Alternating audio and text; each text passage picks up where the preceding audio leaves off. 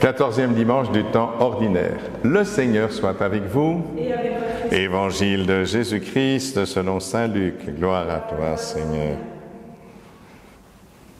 En ce temps-là, parmi les disciples, le Seigneur en désigna encore 72 et il les envoya deux par deux en avant de lui en toute ville et localité où lui-même allait se rendre. Il leur dit, « La moisson est abondante, mais les ouvriers sont peu nombreux. Priez donc le maître de la moisson d'envoyer des ouvriers pour sa moisson. Allez, voici que je vous envoie comme des agneaux au milieu des loups. Ne portez ni bourse, ni sac, ni sandales, et ne saluez personne en chemin. Mais dans toute maison où vous entrerez, dites d'abord paix à cette maison. S'il y a là un ami de la paix, votre paix ira reposer sur lui, sinon elle reviendra sur vous. Restez dans cette maison, mangeant et buvant ce que l'on vous sert, car l'ouvrier mérite son salaire. Ne passez pas de maison en maison. Dans toute ville où vous entrerez et où vous serez accueillis, mangez ce qui vous est présenté. Guérissez les malades qui s'y trouvent et dites-leur, le règne de Dieu s'est approché de vous. Acclamons la parole de Dieu. Louange à toi, Seigneur Jésus.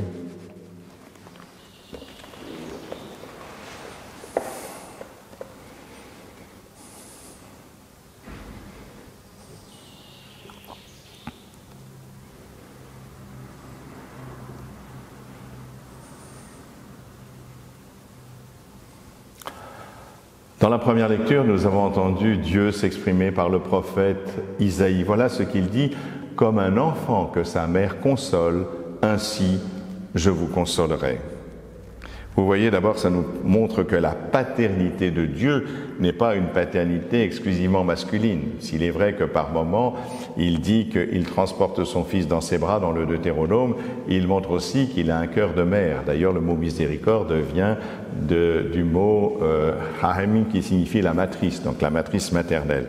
Et donc voilà, cette consolation me fait penser à une devise qui était prononcée pour la première fois par Ambroise Paré, vous savez, le barbier chirurgien du temps du roi Henri II, et puis qui a été reprise ensuite par Louis Pasteur au XIXe siècle. Et quelle est cette formule? C'est celle qui sert aux médecins et au personnel soignant, c'est guérir quelquefois, soulager souvent, consoler toujours, consoler toujours. Eh bien, il me semble que cette devise doit aussi être celle des missionnaires que Jésus envoie.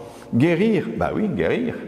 Nous avons entendu, Jésus n'a pas dit « priez pour les malades » comme on le fait à chaque prière universelle. Non, guérissez les malades, guérissez les malades. Alors il s'agit bien de rétablir les gens dans leur santé, tout simplement parce que le Christ lui-même l'a fait. Pourquoi il a fait ça? Pour rétablir simplement la bonté de la création. Les yeux ont été créés par Dieu pour voir, les jambes pour marcher, les oreilles pour entendre, et le péché de l'homme a abîmé la bonté de la création. Donc Jésus, une des premières choses qu'il fait, c'est qu'il rétablit la bonté de la création, et nous devons, si j'ose dire, lui emboîter le pas. Donc, voilà, si nous faisons cela, rappelons-nous toujours que c'est au nom de Jésus. Il ne s'agit pas de s'attribuer des dispositions particulières, des dons particuliers qui nous seraient donnés pour nous mettre en valeur. Non, c'est toujours au nom de Jésus-Christ, comme le firent d'ailleurs Pierre et Jean avec l'infirme de la Belle Porte. Pierre lui dit, de l'argent, je n'en ai pas, mais ce que j'ai, je te le donne. Au nom de Jésus-Christ, lève-toi et marche. Et il se lève. Donc c'est toujours Jésus qui guérit. Ne prenons pas une place qui n'est pas la nôtre. Ne nous prenons pas pour des guérisseurs particuliers qui se mettraient en valeur. Au nom de Jésus. Vous pouvez tous guérir, si vous le voulez, mais toujours au nom de Jésus, sinon ça ne marchera pas. Soulager, oui, soulager. Il s'agit, c'est quoi soulager? C'est porter un peu le fardeau des autres, enfin les aider à porter leur fardeau.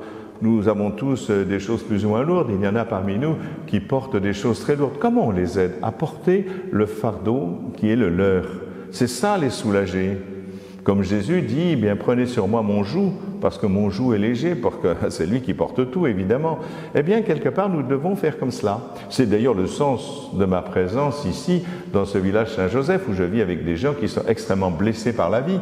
En partageant la vie avec eux, de la manière la plus simple, comme dans une famille, eh bien, voilà, je pense que par l'attention, par la délicatesse, par le fait de vivre ensemble, de chanter ensemble, de prier ensemble, de faire la vaisselle ensemble, eh bien, on les aide à porter leur fardeau et on voit bien que leur fardeau s'allège et qu'ils retrouvent le goût à la vie. C'est cela, se reconstruire, trouver le goût de l'existence. Bien, comment je fais pour soulager mes frères ? Consoler, consoler, on sait bien, on peut être extrêmement blessé devant la perte d'un être cher ou quand une personne est dévastée. Mais quand une personne est dévastée, ce n'est pas son corps qui est touché, là c'est son âme. Et je crois vraiment que seul le Christ peut rejoindre une âme blessée et que notre mission consiste à faire connaître ce consolateur qui rejoint le cœur de nos souffrances, puisque lui-même a accepté de vivre notre humanité jusqu'au bout même de la souffrance et de la mort, pour montrer qu'il était partie prenante de cela. Eh bien voilà, c'est lui que nous devons présenter à ces gens qui souffrent vraiment, pour les présenter à l'amour de son Père, qui seul peut les consoler, comme on l'a entendu avec le prophète Isaïe. Donc vous voyez, frères et sœurs, la mission, ce n'est pas une option. C'est une œuvre de salut public. Et rappelez-vous ce que nous dit saint Paul, ça nous concerne. Malheur à moi si je n'annonce pas l'Évangile. Amen.